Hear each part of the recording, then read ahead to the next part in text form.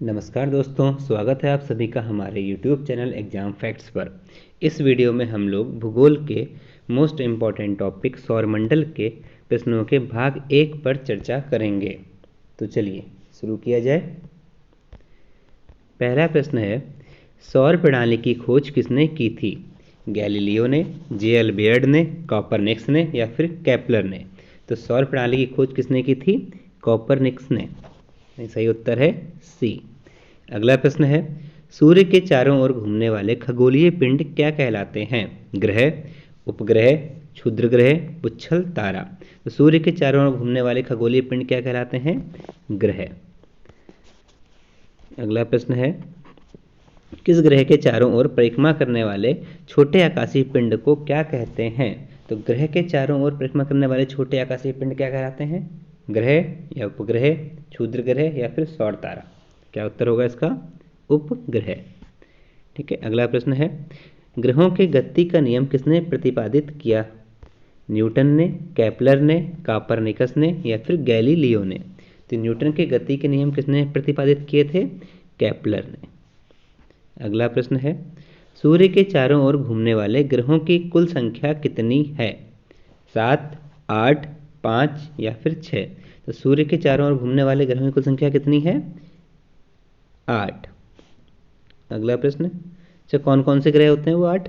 तो बुध, शुक्र, पृथ्वी, मंगल, बृहस्पति, शनि, अरुण और वरुण। ठीक है। अगला प्रश्न देखते हैं, सूर्य से बढ़ती दूरी के अनुसार ग्रहों का निम्न में से कौन सा क्रम सही है? पहला है ऑप्शन बुध, शुक्र, पृथ्वी, मंगल। दूसरा है बुध, पृथ्वी, मंगल, शुक्र। तीसरा है बुध, मंगल, पृथ्वी, शुक्र या बुध, मंगल, शुक्र, पृथ्वी। तो सूर्य से बढ़ती दूरी के अनुसार ग्रहों का क्रम क्या होता है? पहले बुध, फिर शुक्र, फिर पृथ्वी, फिर मंगल, फिर बृहस्पति, फिर शनि, फिर अरुण, उसके बाद वरुण। तो कौन सा सही उत्तर होगा इसमें? ए। अगला प्रश्न है, पृथ्वी से बढ़ती दूरी के अनुसार ग्रहों का निम्न में से कौन सा क्रम सही है? पहला है मंगल, शुक्र, बुध, बृहस्पति, फिर शुक्र, मंगल, बुध, बृहस्पति, फिर शुक्र, बुध, मंगल, बृहस्पति, फिर मंगल, शुक्र, बृहस्पति, बुध। तो बढ़ती दूरी के अनुसार कौन सा क्रम सही होगा? सबसे कम दूरी किसकी है पृथ्वी से? शुक्र की। उसके सेकंड नंबर पे मंगल की, फिर बुध की, उसके बाद बृहस्पति की। यानी सही उत्तर है बी। अगला प्रश्न देखते हैं, आकार के अनुसार सौरमंडल के ग्रहों का अवरोही क्रम है? बृहस्पति, शनि, अरुण, वरुण, पृथ्वी, शुक्र, मंगल एवं बुध। देखिए ग्रहों का अवरोही क्रम जो क्या है कौन सा है? सबसे बड़ा ग्रह कौन सा होता है? फिर बृहस्पति होता है, उसके बाद शनि, फिर अरुण, फिर वरुण, फिर पृथ्वी, फिर शुक्र, फिर मंगल, फिर बुध। ठीक है। इसमें कौन सा ऑप्शन सही होगा? पहले बृहस्पति आए, सब में है, फिर शनि सभी में है, फिर अरुण जो कि बी में नहीं है बाकी सब में है, उसके बाद वरुण सभी में आ रहा है, पृथ्वी ठीक फिर सभी में है, शुक्र ए और बी दोनों में ही है, उसके बाद मंगल जो कि सिर्फ ए में है। सही उत्तर होगा ए। अगला प्रश्न है, निम्न में से कौन सौरमंडल का भाग नहीं है? तो सौरमंडल का भाग कौन सा नहीं होता है? क्षुद्र ग्रह, धूमकेतु, ग्रह या फिर निहारिका? सही उत्तर होगा निहारिका। अगला प्रश्न है आपका, तारामंडल क्या है? पृथ्वी से समदूरस्थ तारों की आकाश में एक विशेष आकृति, ऐसे तारों की आकाश में एक विशेष आकृति जो पृथ्वी से समदूरस्थ नहीं हो सकते, हमारे सौरमंडल के ग्रहों की आकाश में एक विशेष आकृति, अंतरिक्ष में तारों, ग्रहों और उपग्रह की स्थिति के कारण आकाश में इनकी विशेष आकृति। तारामंडल क्या होता है हमारा? बी ऑप्शन, ऐसे तारों की आकाश में एक विशेष आकृति जो पृथ्वी से समदूरस्थ नहीं हो सकते। अगला प्रश्न देखते हैं, अंतरिक्ष में कुल कितने तारामंडल हैं? 87, 88, 89 या फिर 90? तो अंतरिक्ष में कुल कितने तारामंडल हैं? 89, यानी सी ऑप्शन बिल्कुल सही है।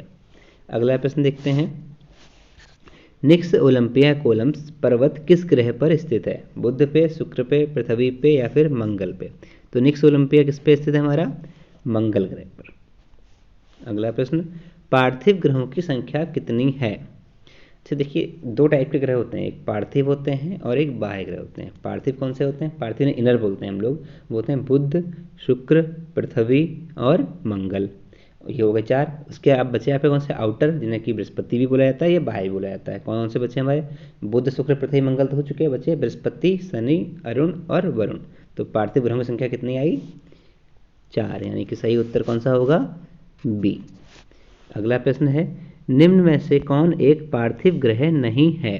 तो देखिए अभी बताया था आपके पार्थिव ग्रह कौन से होते हैं स्टार्टिंग के, बुध शुक्र पृथ्वी और मंगल होते हैं। इसके अलावा जो बचा वो नहीं होगा। कौन सा बचा इसमें, तो बुध शुक्र मंगल तो है, सही उत्तर कौन सा होगा, शनि, यानी कि शनि जो है पार्थिव ग्रह नहीं है। अगला प्रश्न है, बाह्य ग्रह या बृहस्पति सदृश ग्रहों की संख्या कितनी है। तो बाह्य ग्रह कितने होते हैं, 4 इनर होते हैं, 4 आउटर होते हैं, आउटर को ही बाह्य बोलते हैं। तो सही कौन सा होगा, 4, यानी कि सी ऑप्शन। अगला प्रश्न देखते हैं, बृहस्पति सदृश ग्रहों में सम्मिलित नहीं है शनि अरुण वरुण और मंगल। ये बताया था आपके कौन कौन से ग्रह होते हैं बाह्य ग्रह, जब बाह्य ग्रहों को बोलते हैं बृहस्पति ग्रह। बृहस्पति होते हैं हमारे कौन से, देखिए इनर होते हैं बुध शुक्र पृथ्वी मंगल, आउटर कौन से, यानी आउटर को ही बृहस्पति या फिर बाह्य बोला जाता है। बच्चे कौन से, बृहस्पति शनि अरुण वरुण। तो बाह्य में बृहस्पति भी है, शनि हो गया, अरुण वरुण तो हो गया, बचा कौन सा इसमें से, मंगल, यानी सही उत्तर कौन सा हो जाएगा, डी। अगला प्रश्न देखते हैं, निम्न में से किन 2 ग्रहों को छोड़कर शेष सभी ग्रह सूर्य के चारों ओर वामावर्त घूमते हैं। बुध और शुक्र, पृथ्वी और शुक्र, अरुण और वरुण, शुक्र और अरुण। देखिए शुक्र को बोलते हैं विनस, अरुण को बोलते हैं यूरेनस।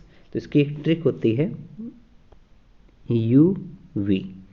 ये 2 ग्रह हैं, ये हमेशा बाकी ग्रहों के उल्टा घूमते हैं, ठीक है। तो सही उत्तर कौन सा होगा, डी। अगला प्रश्न है, सौरमंडल का जन्मदाता किसे कहते हैं। सूर्य को, पृथ्वी को, बृहस्पति को या फिर शनि को। तो सौरमंडल का जन्मदाता किसे बोलते हैं हम लोग, सूर्य को। ये अगला प्रश्न देखते हैं, ब्रह्मांड में विस्फोटी तारा कहलाता है धूमकेतु, उल्का, लुब्धक या फिर अभिनव तारा। तो विस्फोटी तारा किसे बोलते हैं, अभिनव तारे को। अगला प्रश्न देखते हैं, वैज्ञानिक जिन्होंने सर्वप्रथम खोज की कि पृथ्वी सूर्य के चारों ओर घूमती है थे, कौन थे वो, न्यूटन, डाल्टन, कापरनिकस या फिर आइंस्टीन। तो ये थे कापरनिकस। अगला प्रश्न है, निम्न में से कौन सा ग्रह नहीं है जिसे प्राचीन भारतीय ग्रह मानते थे। सूर्य, मंगल, शुक्र, शनि। देखिए हम लोग ग्रह किसे बोलते हैं, मंगल को भी, शुक्र को भी, शनि को भी। सूर्य को नहीं बोलते, सूर्य एक तारा है। सही उत्तर हो जाएगा इसका सूर्य। अगला प्रश्न देखते हैं, सूर्य के संगठन में सहायक गैस है ऑक्सीजन और CO2 यानी कार्बन डाइऑक्साइड, हीलियम और ऑक्सीजन, हीलियम और नाइट्रोजन, हाइड्रोजन और हीलियम। तो सूर्य के संगठन में सबसे अधिक कौन सी गैसें होती हैं, हाइड्रोजन और हीलियम, इसमें हाइड्रोजन की मात्रा 71% होती है। अगला प्रश्न देखते हैं, सूर्य के मध्य भाग को कहा जाता है समताप मंडल, प्रकाश मंडल, वर्णमंडल या फिर स्थल मंडल। तो सूर्य के जो मध्य वाला भाग है उसे हम लोग क्या बोलते हैं, प्रकाश मंडल। अगला प्रश्न है, सूर्य के ऊपर के भाग को क्या कहा जाता है, अधोमंडल, प्रकाश मंडल, वर्णमंडल, समताप मंडल। प्रकाश मंडल तो अभी पढ़ा हम लोगों ने, किसको बोलते हैं, मध्य भाग को। तो ऊपर के भाग को क्या कहा जाएगा, वर्णमंडल। अगला प्रश्न देखते हैं, सूर्य सदैव पूर्व में निकलता है क्योंकि पृथ्वी पश्चिम से पूर्व की ओर घूमती है, पृथ्वी पूर्व से पश्चिम की ओर घूमती है, यह पूर्व में स्थित है या इनमें से सभी। तो सूर्य हमेशा आपने देखा होगा कहाँ निकलता है, पूर्व साइड में। तो क्यों निकलता है, क्योंकि जो पृथ्वी की जो डायरेक्शन है वो पश्चिम से पूर्व की ओर है, यानी सही उत्तर कौन सा होगा, ए। अगला प्रश्न देखते हैं, नॉर्वे में अर्धरात्रि के समय जब सूर्य कब दिखाई देता है, 21 मार्च को, 23 सितंबर को, 21 जून को या फिर 22 दिसंबर को। तो नॉर्वे में अर्धरात्रि के समय सूर्य कहाँ दिखाई देता है, 21 जून को। अगला प्रश्न है, एक ग्रह की अपने कक्ष में सूर्य से अधिकतम दूरी को क्या कहा जाता है। तो सूर्य से अधिकतम दूरी आपको बतानी क्या कही जाती है, ऑप्शन है आपके पास, उपसौर, अपसौर, अपोजी या पेरिजी। तो अधिकतम दूरी को बोलते हैं हम लोग क्या, अपसौर। अपसौर और उपसौर पढ़े होंगे आपने। अपसौर कब होता है आपका, पृथ्वी से हम अगर डिसाइड करें अपसौर कब होगा हमारा 4 जुलाई को, और उपसौर कब होगा हमारा 3 जनवरी को। यानी अपसौर मतलब अधिकतम दूरी, सूर्य से पृथ्वी की अधिकतम दूरी जो होती है वो 4 जुलाई को होती है, और न्यूनतम दूरी जो होती है वो 3 जनवरी को होती है। आपको ये उल्टा लग रहा होगा लेकिन ये बिल्कुल सही है। अगला प्रश्न देखते हैं, एक ग्रह की अपनी कक्ष में सूर्य से निकटतम दूरी को क्या कहा जाता है? निकटतम दूरी आ गया, अब क्या बोलते हैं उसको? देखिए अपसौर तो अधिकतम था, बचा कौन सा? उपसौर। यानी अधिकतम न्यूनतम दूरी होगी इसे क्या बोलेंगे हम लोग? उपसौर। ठीक है, अगला प्रश्न देखते हैं, निम्नलिखित में से किनके बीच की औसत दूरी को खगोलीय एकक कहा जाता है?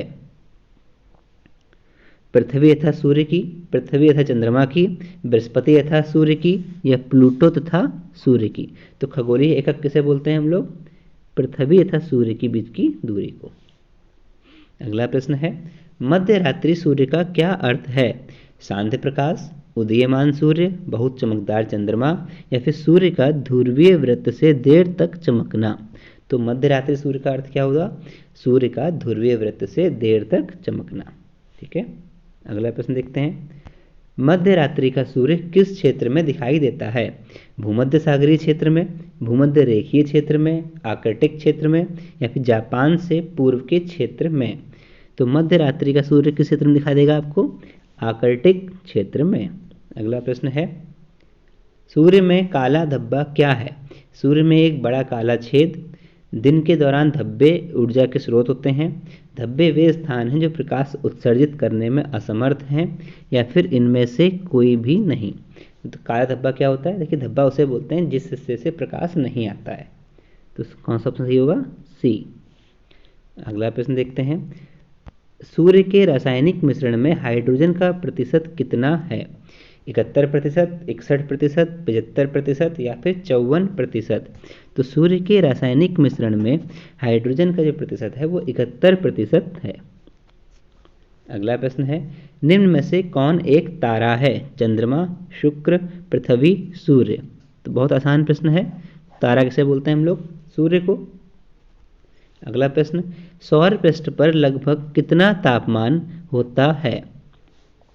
तो 800 degree centigrade, 600 degree centigrade, 6000 degree centigrade, या फिर 1000 डिग्री सेंटीग्रेड? तो सौर पृष्ठ पर तापमान कितना होता है हमारा? 6000 डिग्री सेंटीग्रेड। अगला प्रश्न है,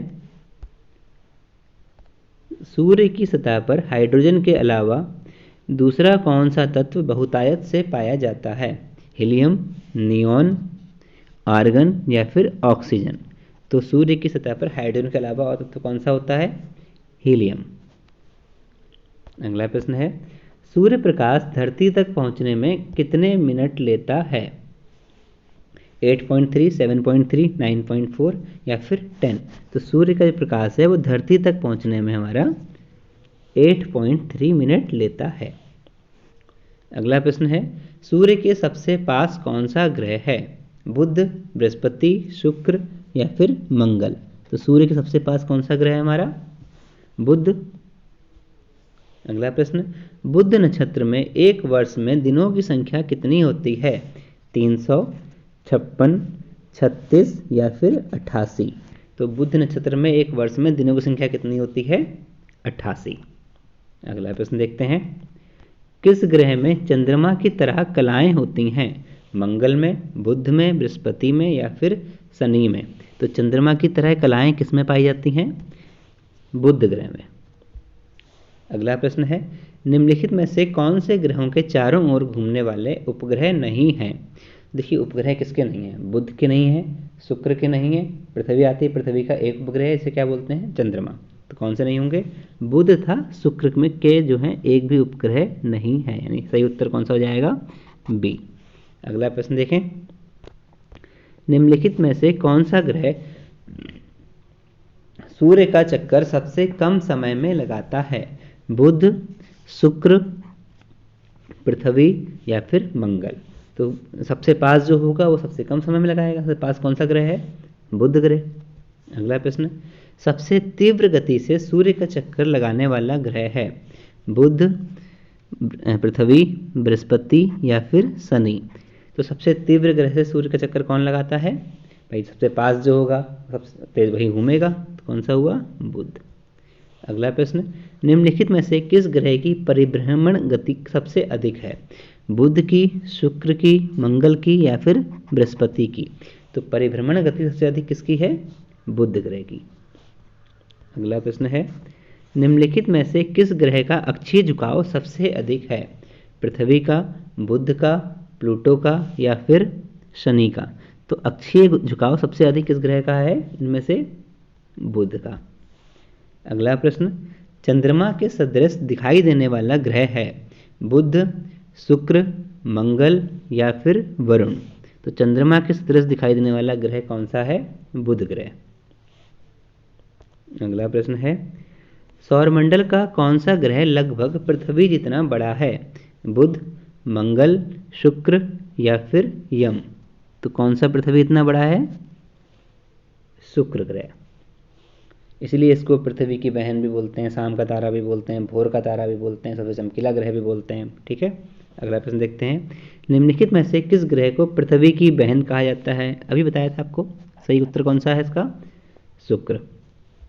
अगला प्रश्न है, किस ग्रह को शाम का तारा, इवनिंग स्टार कहा जाता है? मंगल, शुक्र, पृथ्वी या फिर बुध? तो शाम का तारा किसे कहते हैं? ये भी शुक्र ग्रह।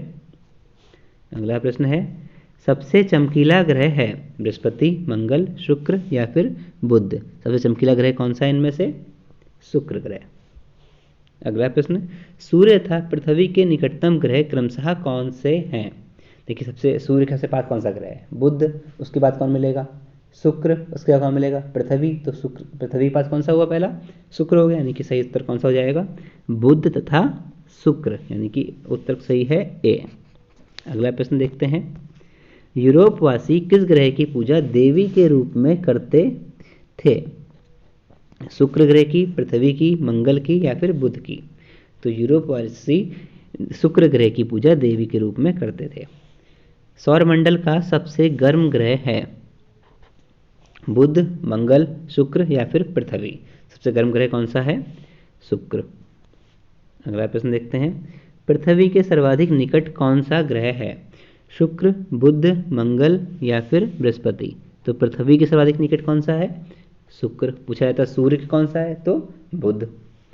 अगला प्रश्न है, निम्नलिखित में से किस एक को भोर का तारा के नाम से जाना जाता है? बुध, शुक्र, मंगल या फिर शनि? भोर का तारा किसे कहते हैं हम लोग? शुक्र ग्रह को।